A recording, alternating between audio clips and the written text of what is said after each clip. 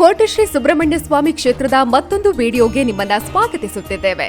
ಕೋಟೆ ಸುಬ್ರಹ್ಮಣ್ಯ ಸ್ವಾಮಿಯ ಕ್ಷೇತ್ರವು ದೈವದೇವರ ನಾಡು ತುಳುನಾಡಿನ 10 ವಿಶಿಷ್ಟ ಸಂಪ್ರದಾಯಗಳನ್ನು ಹೊಂದಿರುವ ಪುಣ್ಯ ಕ್ಷೇತ್ರ. ಕ್ಷೇತ್ರದ ವಾರ್ಷಿಕ ಮಹೋತ್ಸವ ಅಂದ್ರೆ ಷಷ್ಠಿ ಮಹೋತ್ಸವದ ಸಂದರ್ಭದಲ್ಲಿ ಇಂತಹ ಹಲವಾರು ಸಂಪ್ರದಾಯಗಳನ್ನ ನಾವು ಗಮನಿಸಬಹುದು. ಈ ಪೈಕಿ ಅತ್ಯಂತ ವಿಶೇಷವಾದದ್ದು ಇಲ್ಲಿನ ಬೈಲಮಾರಿ ಎನ್ನುವ ಸಂಪ್ರದಾಯ, ಅಂದ್ರೆ ಊರಿನ ಮಾರಿಯನ್ನ ಓಡಿಸುವ ಪ್ರಕ್ರಿಯೆ.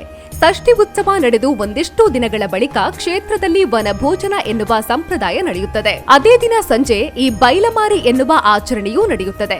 ಸಂಜೆ ಶ್ರೀದೇವರ ಪೂಜೆ ಸಂಪನ್ನಗೊಂಡ ಬಳಿಕ ಕೊರಗ ದೈವದ ನೇಮವನ್ನ ಕಟ್ಟಿ ತೆಂಬೆರೆ ಅಂದ್ರೆ ಪಕ್ಕವಾದ್ಯವನ್ನ ನುಡಿಸುತ್ತಾ ಊರಿನ ಮನೆ ಮನೆಗಳಿಗೆ ಸಾಗುತ್ತಾರೆ.